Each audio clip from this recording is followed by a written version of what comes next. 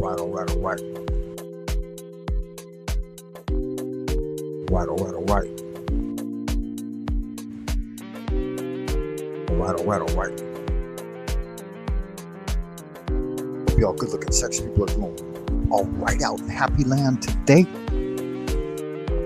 I'm your host for the hour, for the Francis Lunas Aristaeus of the OTA. Coming at you straight out of Twilight Zone, old Peking, deep within the central kingdom of the celestial dragon. Welcome, wizard, warrior, wanderer, and wayfarer alike. Wherever you are, whoever you are, and whenever you may be receiving this transmission, I hope you are doing well in this Halloween season. We're going to get brass tacks this morning. It is 11:11 a.m. here in Beijing. We're going to be looking at a text called Magia Sexualis. You can pull it up for free on preterhuman.net.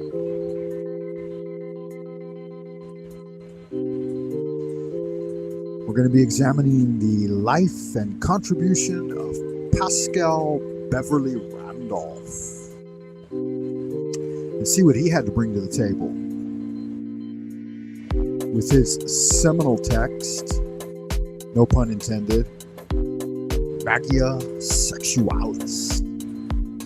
Sounds exciting. I'm looking forward to it. If you're out there in Happy Land today, why don't you give me a little shout out in the chat there. Tell me where you're hailing in from.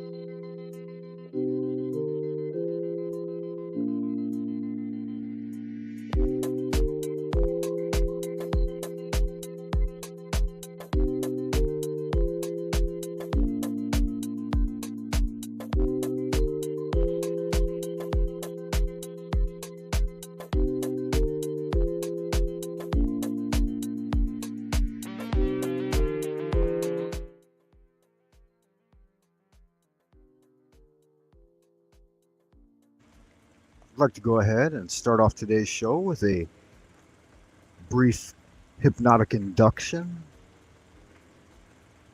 I'd remind you can check me out on www.buymeacoffee.com/Frank Monday if you'd like some more behind the scenes information. So, students of the arcane, the elder spirits of the ether shall guide us as we craft a hypnotic induction steeped in paranormal energies of the past. Imagine before you an old-timey radio sitting on an antique table. Oh, wow, someone's calling. That's no fun. Give me a second, guys.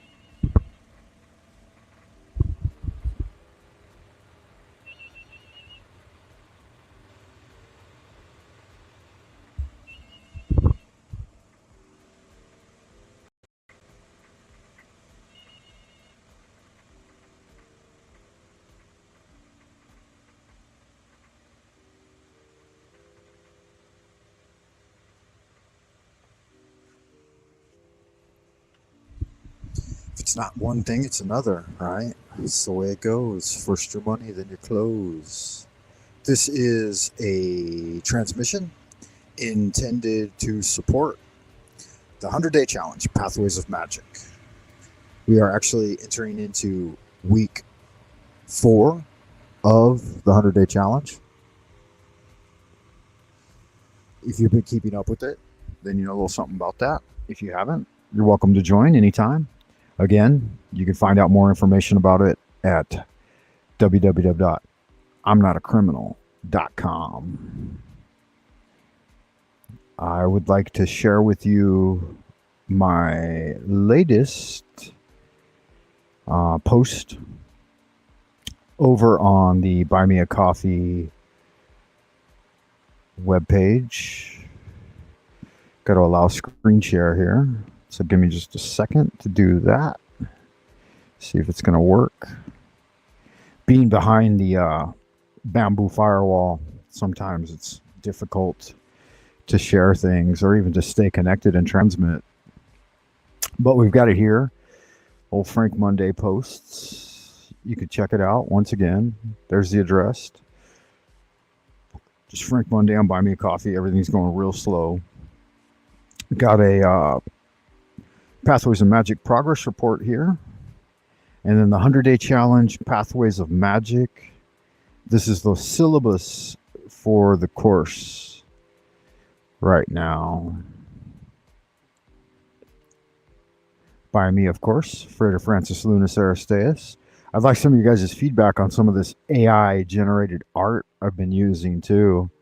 It's kind of fun. You can just type a little something in and get a little feedback. So all the new art you've seen on my channel recently has just been AI-generated. I mean, why not? It's free. It's fun. It's not very accurate. It's still... The free AI generators have a lot of trouble crafting hands. There's always some strange stuff going on with the hands. So make sure you're using your anchoring techniques and look down and count your fingers. Make sure that you're not an AI generated individual.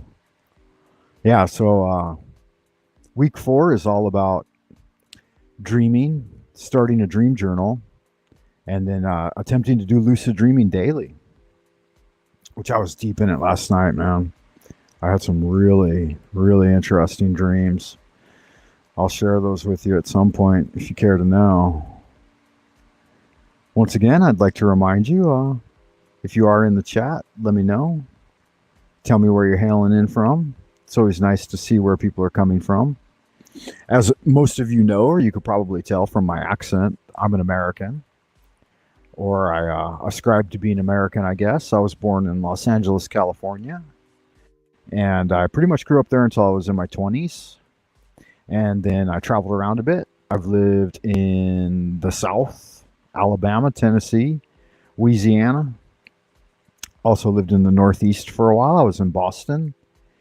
And as I said before, I'm currently hailing into you from Twilight Zone Old Peking, deep within the central kingdom of the celestial dragon. So where are you hailing in from today? I will drop that banner real quick. And yeah, let's get into it. As soon as you guys are ready, we'll launch. A brief hypnotic induction. Imagine before you an old-timey, like 1950s radio. Gaze now upon this antique radio within your mind. Its aged dials and glowing tubes beckoning your inner eye to focus. Allow your vision to narrow, to hone in on the flickering light. The turning of the tuning knob. Reach out and feel it in your grasp. Feel the texture, dimension within your fingertips. The slight clicking action as you move it. changing frequencies. As you stare, your eyes begin to grow heavy, lids growing tired, wanting to drift closed. If you're in a safe and secure location where it's convenient for you, you can close your eyes if you like.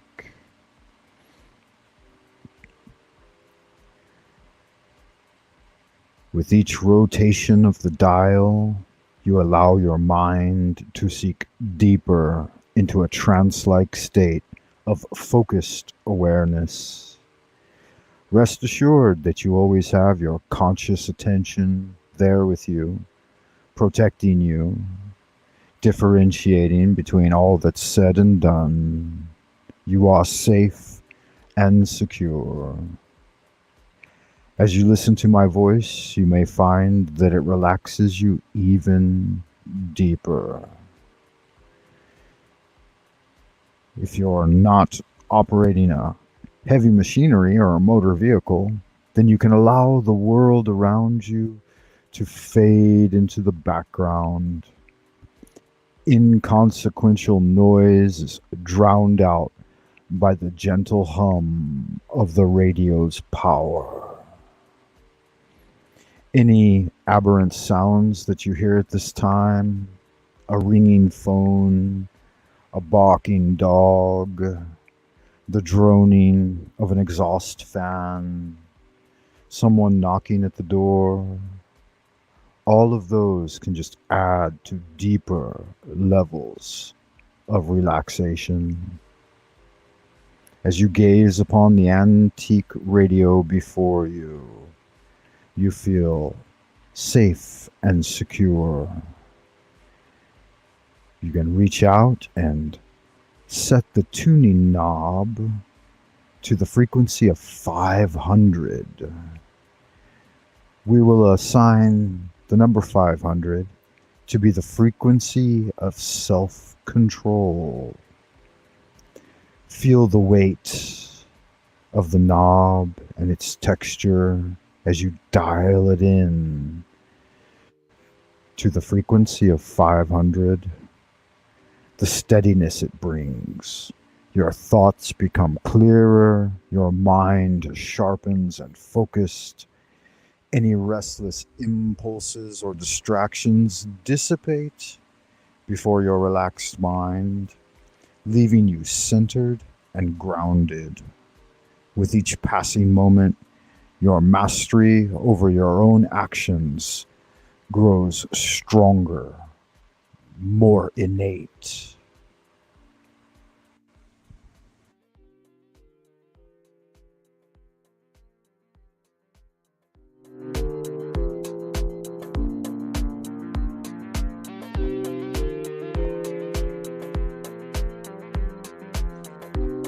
You can sit back and relax and enjoy the frequency of 500 on FM radio.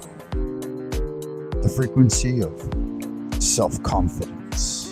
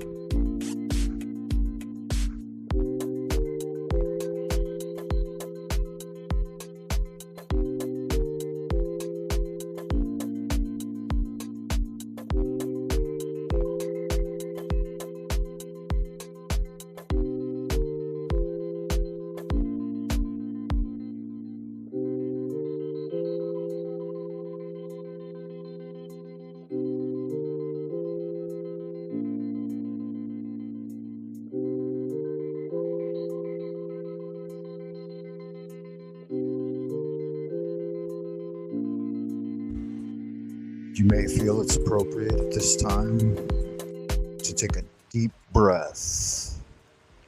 Hold it for 3, 2, 1, and relax.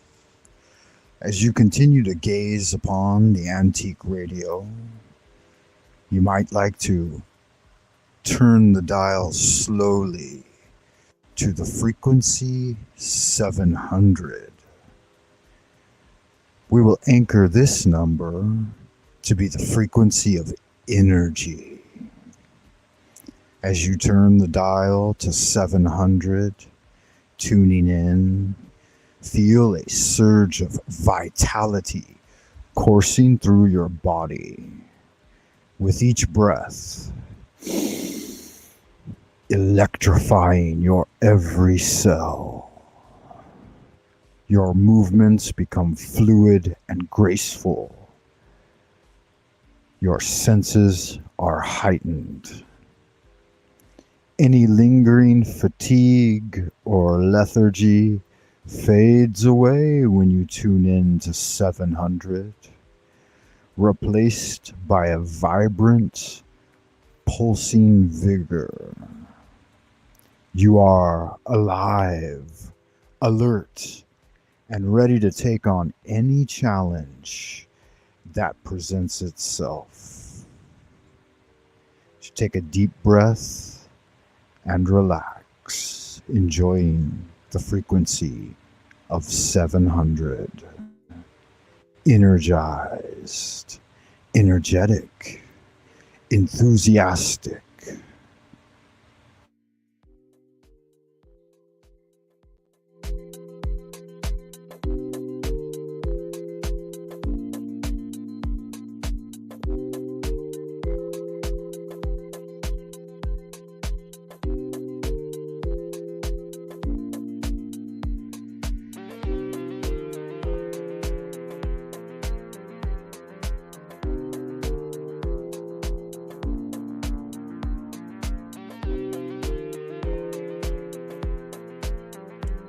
Feels really good to be empowered by the energy of tuning into the frequency of 700. Deep breath, vitalizing lower dantian,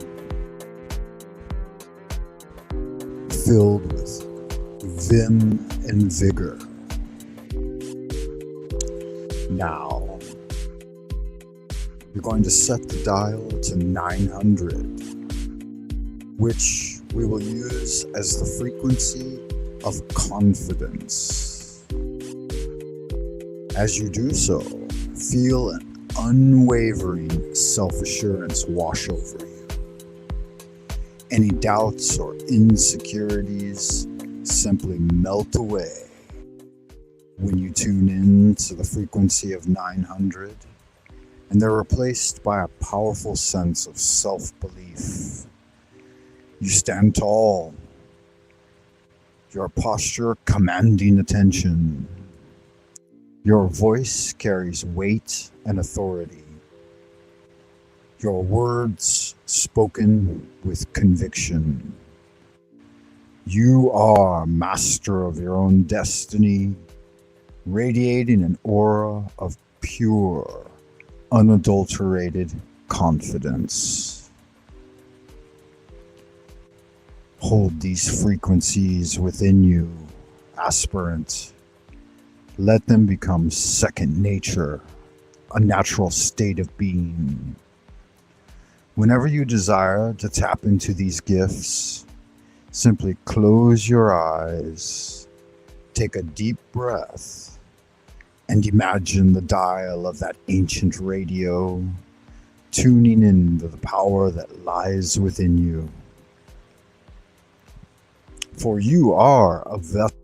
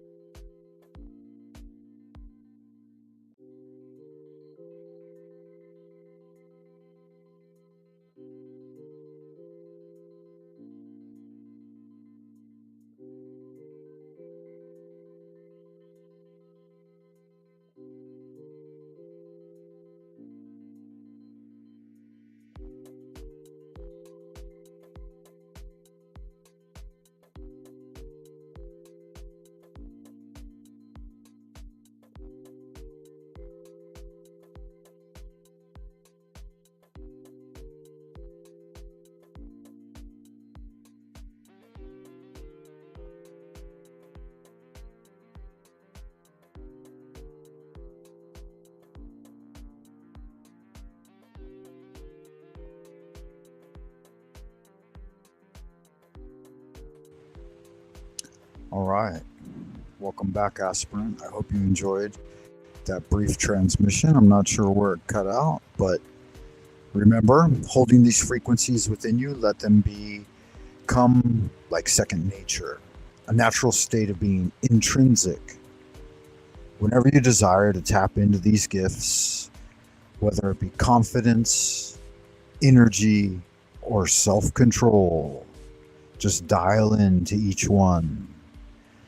When you tune to 500, the frequency of self-control, you grow stronger, and mastery over yourself becomes more innate.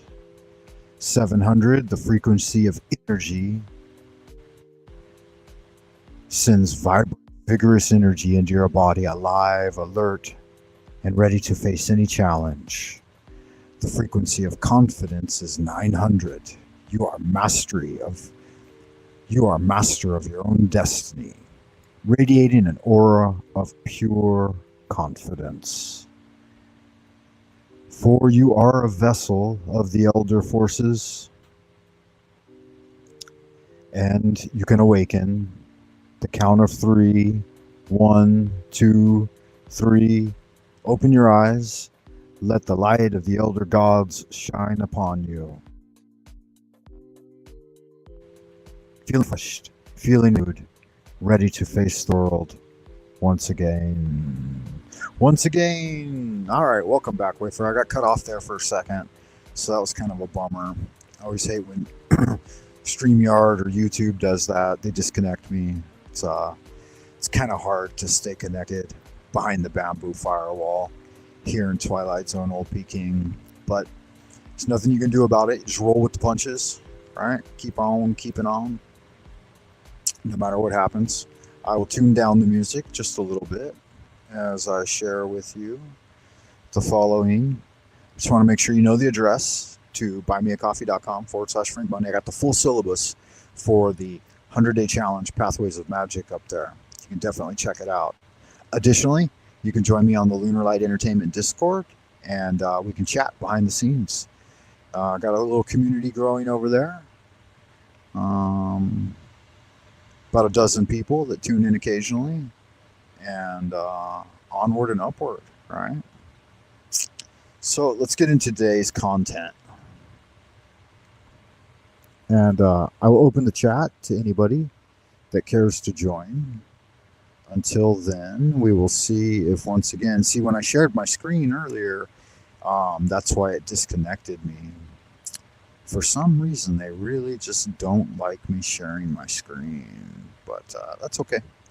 Got to roll with the punches and keep trying, keep your nose to the grindstone. Today we'll be looking at, as I said a moment ago, Magia Sexualis. Let's get into it. This is the fella here.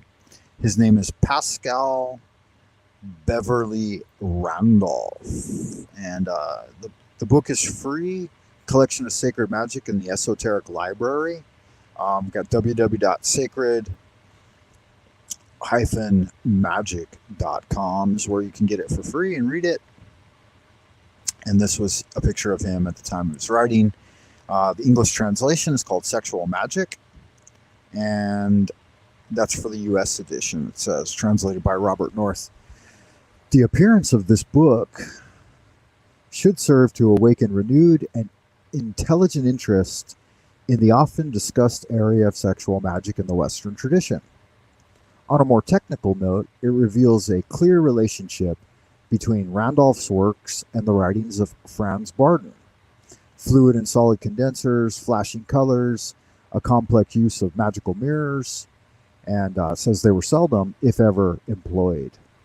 It also of interest to note a possible relationship between the author and the emergence of the OTO, the OTOA, and Templar and Masonic involvements, as well as the Golden Dawn. And I believe he's directly attributed with, yes, the Hermetic Brotherhood of Luxor, or the Hermetic Brotherhood of Light. It says he, in fact, by 1870, had established the Hermetic Brotherhood of Luxor in both England and Europe, along with a small circle of initiates in France. The Hermetic Brotherhood of Luxor during the period embracing the Civil War. He was friends, it says, in England and Europe, Francois Dumas, Eliphas Levi, Kenneth Mackenzie, Hargrave Jennings were considered students of his teachings. It is held that Madame Blavatsky was a member of his brotherhood and became his lifelong antagonist. So on and so forth. You can review all of that data that places this type of inquiry an entire generation before that of Aleister Crowley. Crowley always gets all the attention, but it was really this Pascal Randolph guy that was bringing it forward. Robert North gives a foreword. He says, he talks about his translation of it. It was in the summer of 1987. He was living in the city of Providence, demon-haunted metropolis favored by Edgar Allan Poe and H.P. Lovecraft. He heard rumors of the magical teachings of Randolph, but only evidence he was able to discover was a 1939 reprint. He goes into some of the more specific details of how he came about it in a magical way. Definitely worth reading. Introduction to the life and work of Pascal Beverly Randolph. This is a little more of interest to us here in this section. Of all magicians, sorry, give me just a second here. Yeah, so definitely open up the book on your laptop or device and read along if you like. We will be stopping periodically to make sure that the chat's still working, that my transmission is still coming through. And then if you guys have any questions or comments, put them in the chat box down below in the ideas room, or you can tune in directly and we can have a panel discussion about it. Always open to that.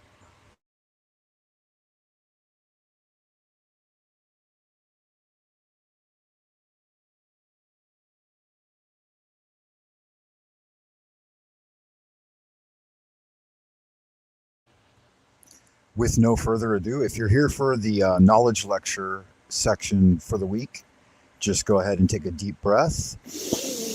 Hold for 3, 2, 1, and relax. And I will read for you. Oh, what happened there? Okay. Of all the magicians, philosophers, and poets of the 19th century, there can be no more mysterious figure than Pascal Beverly Randolph. He was famous in his own time for his novels and his theoretical treatises in pioneering areas of medicine and psychology.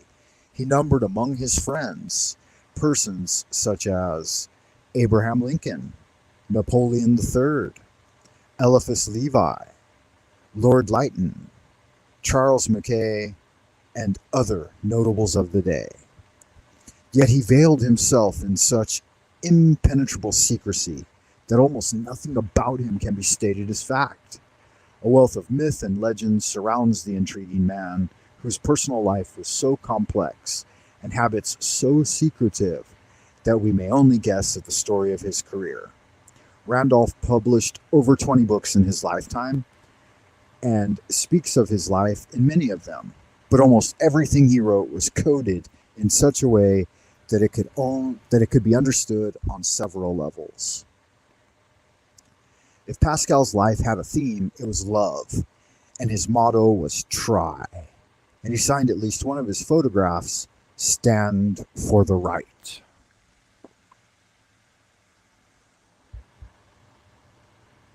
He was an advocate of women's rights long before it was popular, and he was a real pioneer in sexual therapy. He held a strong belief in supernatural forces and was outspoken in his desire to investigate such things scientifically. Yet throughout his life, he was persecuted for his progressive thinking as well as for his mixed racial heritage. So yeah, if you do look into him, I believe that he is of Negro and Caucasian descent. So we'll learn more about that as we get into it here. Says that he was born on October 8th. Wow, 1825 at number 70 Canal Street in New York to Flora Beverly and Edmund Randolph. I guess he took his mother's last name as his middle name and his father's last name as his surname.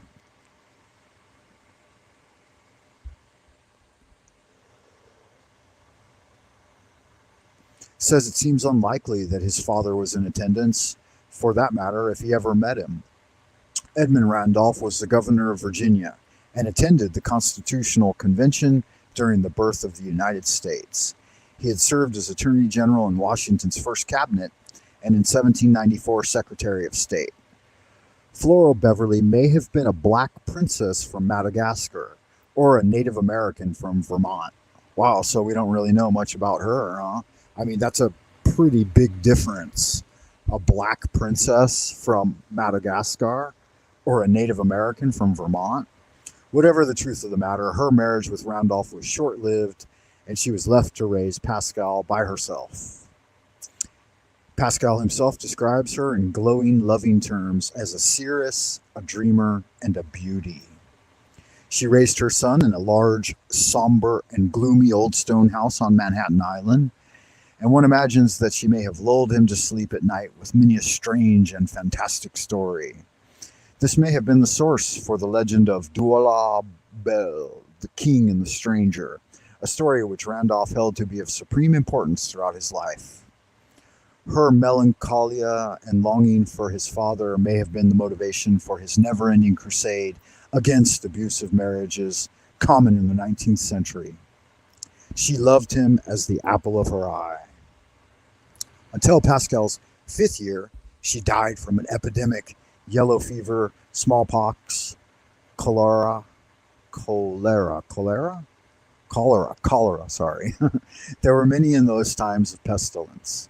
The event had a tremendous impact on the boy, and a few years later, in the orphanage where he was placed, young Pascal had visions of his mother returning from the dead.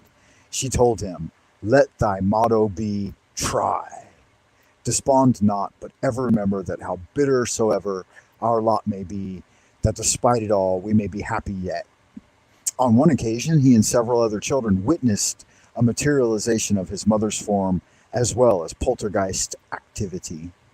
That's interesting. So we get right off the bat that he was born to a bit of a high priestess of a mom, and that she was a spiritualist, and he himself was endowed with the second sight and spiritualism.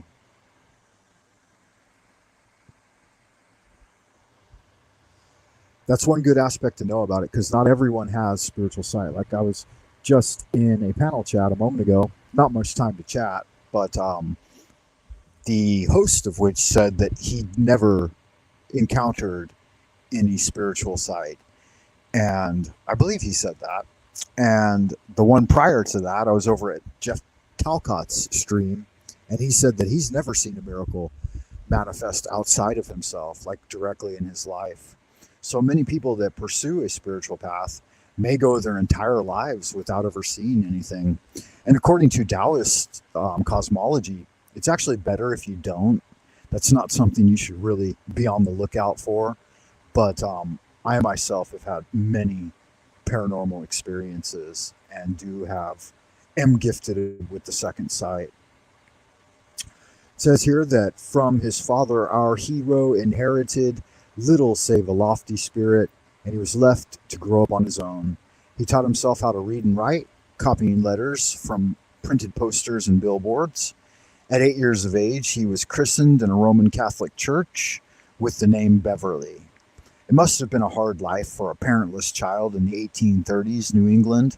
In 1837, at the age of 12, Randolph shipped aboard the brig Phoebe in New Bedford as a cabin boy.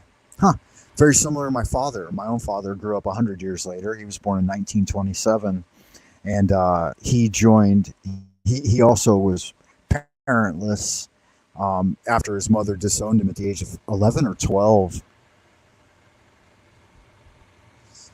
but he joined the U.S. Navy, and the Navy raised him. But basically, you're raising yourself when you're in a situation like that. It says this was the beginning of his life at sea, which lasted for 8 years, a period that Randolph would remember as miserable and painful. I think that many seamen have that experience, right? Life at sea is nothing if not difficult. My father didn't talk a lot about his life at sea, but he told me that there were two things in life that are guaranteed: death and taxes. And one other thing is that I should never join the military. So I believe that he had kind of a hard life. He said if you would get done mopping the deck, you would mop the deck from one end to the other. And then when you got to the end of the deck and you were done mopping the deck, he would tell the captain or the officer or whatever when he was young, because he ended up becoming an officer himself. But he would tell him, he'd say, I'm done mopping the deck. What now? He'd say, start over, mop it again. So they just keep you busy. If there's, idle time is the devil's time, that kind of thing. It says the life of a sailor is an education in many things. And when Pascal finally came ashore, he was wiser and stronger man for his experience. During his time at sea, he was bullied and no doubt teased about his mixed blood, which we all are. I mean, I grew up being bullied and teased for being the only white kid in the neighborhood. His health often suffered, and he was not beyond playing a prank or two himself. And I continue to be bullied for the same thing.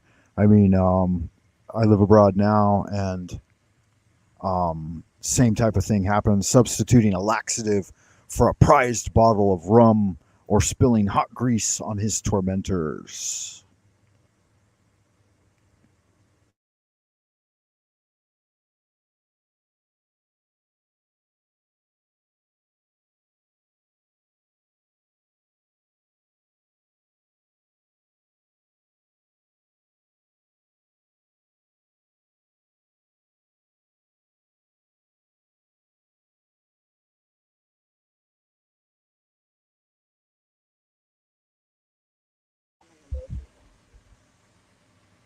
At sea, he heard many tales of the supernatural during the long watches, and his interest in things occult was firmly established. Sea duty took him all over the world, and Randolph learned bits of many languages, even becoming fluent in French. It was brutal, but international education. Finally, at 20, Pascal injured himself in a wood chopping accident and found himself unable to work aboard ship. He came ashore once and for all, and as many sailors have done, wandered aimlessly for several years, seeking his true path. The year that Randolph came ashore was 1848, was the time of the famous Hydesville rapings, which gave birth to the 19th century phenomena of spiritualism. That's something I'll have to look into. I've never heard of that before. The Hydesville rapings. So if in 1848, it says back here, he was born in which year? Did they mention it? I didn't see it. Okay, 1825. So he was born like exactly 100 years before my father. So 1825 is 5 and 18, 23. So he was 23 at the time. So in Hydesville, New York, three sisters named Fox claimed to be in, is that rappings? That's not rapings then, that's rappings. The famous Hydesville rappings.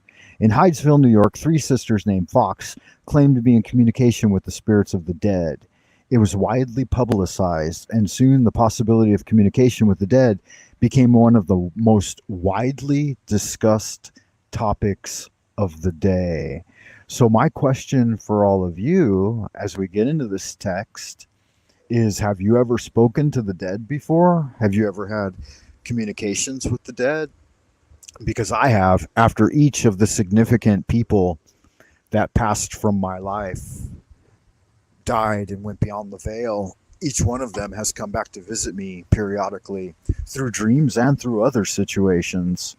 So yeah, I've definitely communicated with the dead, and I've tried divining through necromancy a couple of different ways, but the most effective seems to be the hypnagogic or hypopompic states of the mind. So doing it through trance.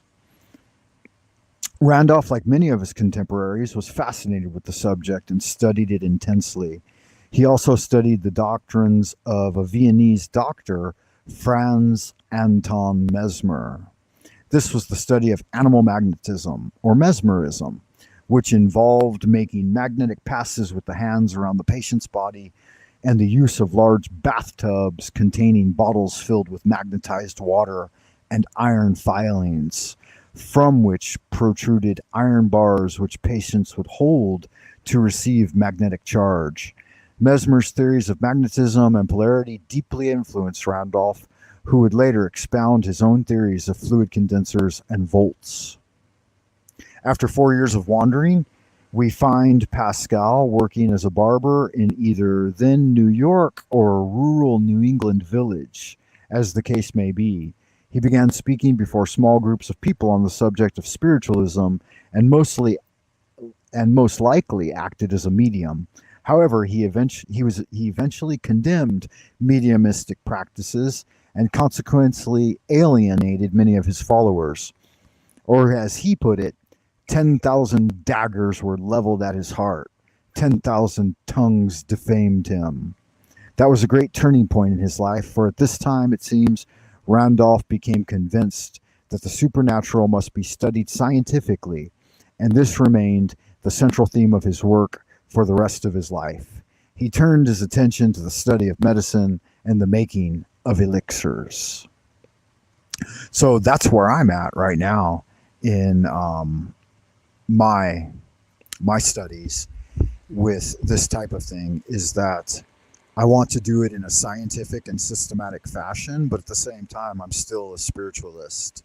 So I do engage in spiritualist activities of mysticism, but I do it before God and his angels, and I do it with his sanction.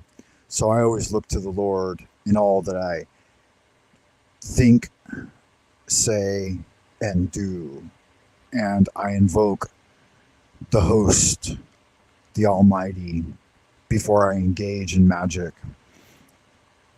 So with that said, one of the prayers I use the most often comes from the Arbatel of Magic, and it goes a little something like this. Holy art thou, Lord of the universe, the vast and the mighty one, creator of heaven and earth, maker of all things visible and invisible. We adore thee and we invoke thee. Send one of your divine spiritual agents, our holy guardian angel, to protect and guide us through the innumerable snares of the earthly sphere, and a cleansing wind to disperse all negativity and endless human opinion. Teach us those things which we must know for the completion of the great work and the glory of thine ineffable name, Adonai. So it is commanded and confirmed, so mote it be. Amen.